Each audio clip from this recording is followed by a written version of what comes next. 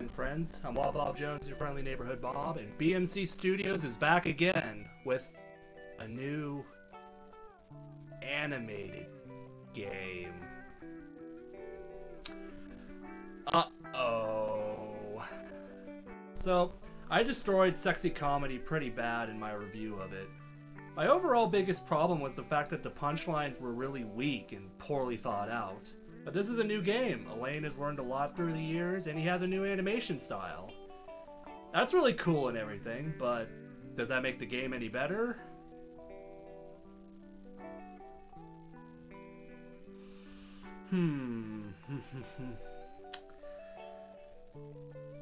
This is the Jekoos.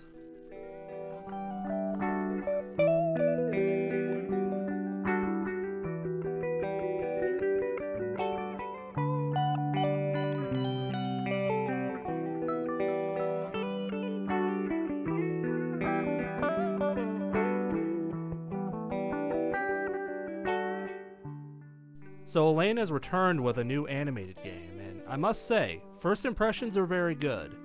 The animation is fluent and has a great art style in general. The animation fits the pace of the game very well.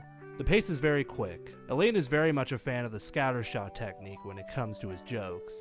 Every joke flows one into the other with very little time for rest in between.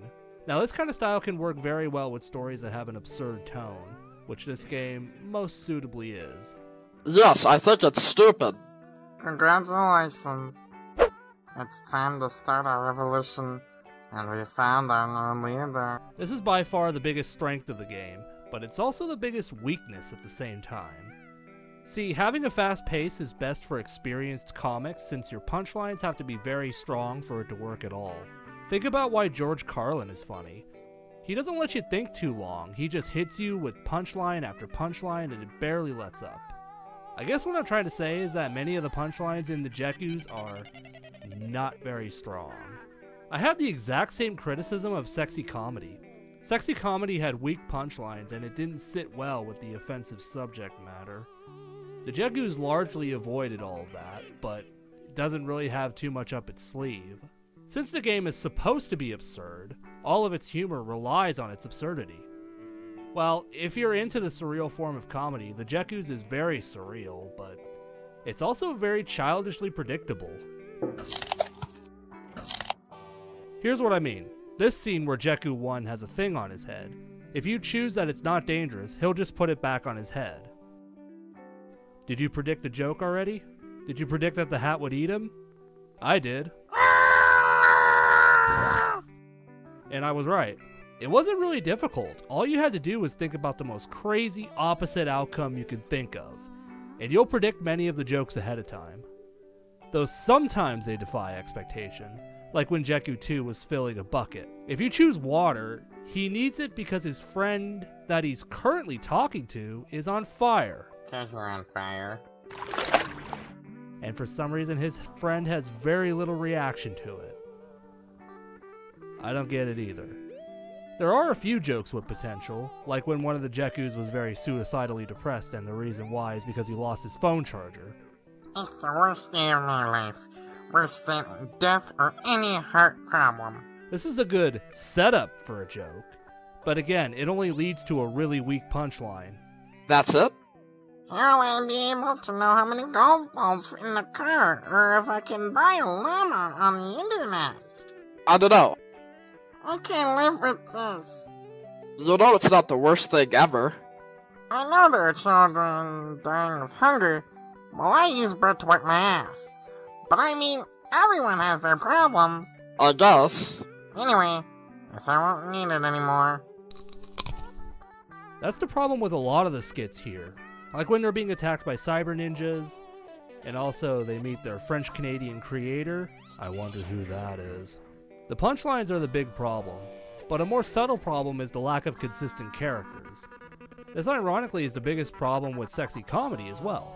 People tend to have the idea that an absurdist comedy doesn't have to make sense at all. That just simply isn't true.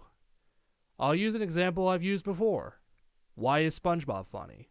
Because of its wacky premise, yes, but also the fact that it does take itself seriously at the same time. SpongeBob is a silly sponge living in a pineapple under the sea, but he's also a character in his own right, with flaws, ambition, a sense of humor, and is surprisingly relatable. This is what truly makes surreal comedy funny, when it has glimpses of consistency and real-life elements.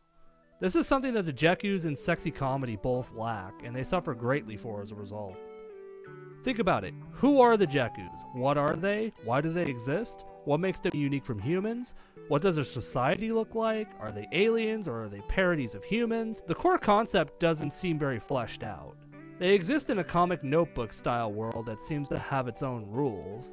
This is fine, but the game is just simply too absurd. It's hard to get a solid grasp on the world, which makes it hard to relate to in any way. If all you do is say random kooky stuff every 5 seconds, that gets old really fast. It can be funny at first, but later on you realize that this is it. This is all you get. I think it would have been funny if something mundane happens instead of something nutty. For instance, the joke with the hat on the guy's head again. It would have been funny if it was really just a hat, but the Jekoo was so paranoid that he keeps poking at it and never truly believes that it's a hat. Maybe he tells the other guy to try it. He does, and with all the anticipation, it turns out he's fine. So the paranoid one puts it on finally, and at first it seems okay, but then like a spark goes off or something and the hat catches on fire, and he's screaming and crying and trying to put it out, and see, now that would be amusing. A decent submersion of expectations. Now, there are a few good jokes, don't get me wrong. I have an idea. Oh god. Cela m'apprendra à aider BMC Studio. But all in all, the game wasn't all that funny to me.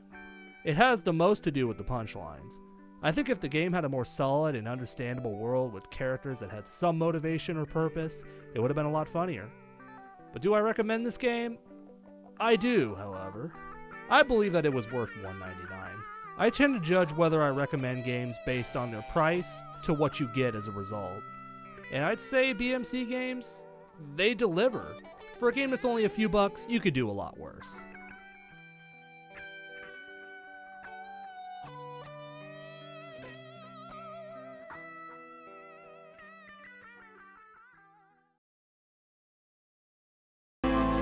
Cold coffee, your lips are on my skin, losing focus.